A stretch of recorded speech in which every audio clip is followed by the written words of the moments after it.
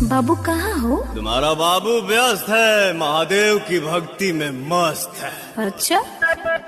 और सावन सुनो तुम, नजर नहीं आना, तेरा बाबू हो चुका है महादेव का दीवाना। गौरतलब है कि अमीर लोगों के शादी के विदाई में कुछ ऐसा सीन बनता है। बाबुल का घर छोड़ के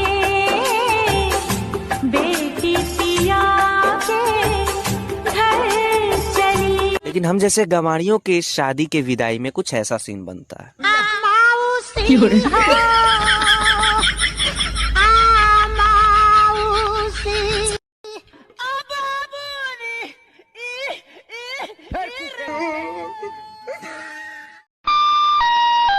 कृपया ध्यान दे, यहाँ नहीं अपनी पढ़ाई पर।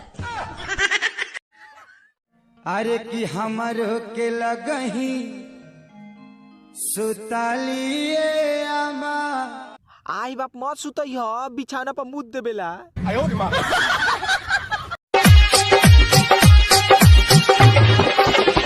भाग भाग साला भाग, हेने भाग हेने भाग हेने भाग।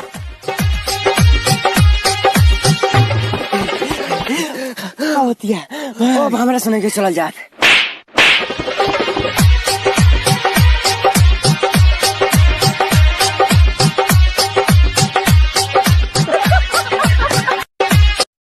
वो पप्पा। पप्पा जी बोल, पप्पा जी। जी पापा। आगे नहीं पीछू जी लगा, पीछू। जी पापा जी। जितना बोला उतना ही बोल। चुप क्यों है?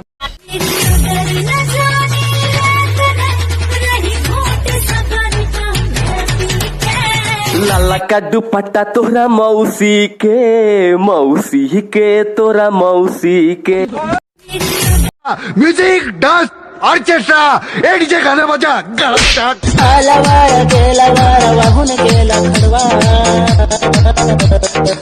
म्यूजिक।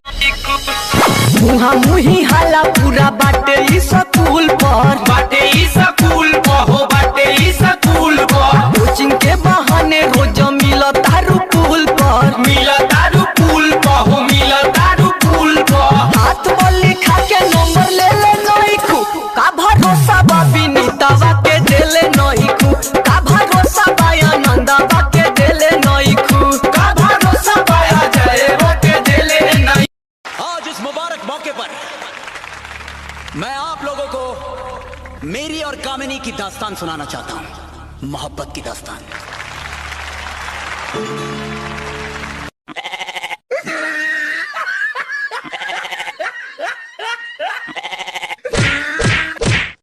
लगाइए फेयर एंड लवली और चेहरे को साफ बनाइए। लेवल लबली चेहरा लगाए, लबली चेहरा का साफ बनाइए। फेयर एंड लवली लगाएं, चेहरा को साफ बनाएं। चेहरा लबली लगाए, चेहरा का साफ। लतखोर कहीं के। म्यूजिक, डांस, ऑर्केस्ट्रा, डीजे गाने बजा।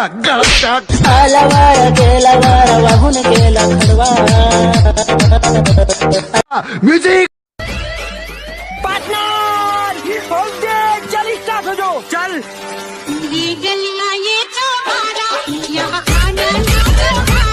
अब हम तो भये परदेसी कि तेरा यहाँ कोई नहीं। आओ देख, चल घरे। हेलो साहब जी, आपकी लड़की हमारे लड़के को पसंद आ गई है। एक बार आपकी लड़की से हमारे लड़के की बात करवा दो। ले बेटा, बात कर अपनी होने वाली बीवी से। हेलो। हेलो। हाँ जी, क्या करते हो आप? दारू पीऊं मैं? दारू पिलावा तो बता दे। जिंदगी ने मोड़ लिया कैसा, डीजे डीजे हमने सोचा नहीं था कभी ऐसा। विकास विकास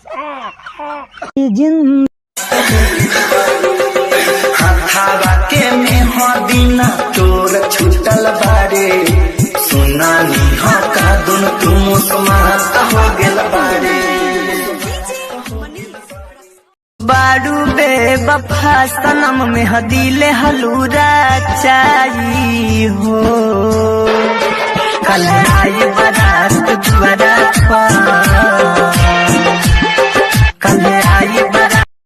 गांव भर का लड़की के छेड़ता रे, गांव भर का ओरहन हमरा लगे आवता। मनियो को तो लइके रहे, केहू के घर से ओरहन ना आवे। हाँ तो तारा बेरा 4G के जमाना थोड़ी रहे ना, तो तू कोनो कम रहल का।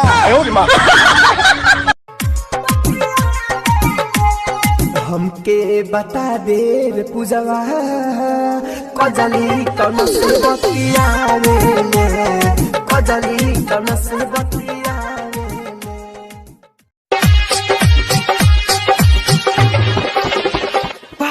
भाग साला भाग, हेने भाग हेने भाग हेने भाग।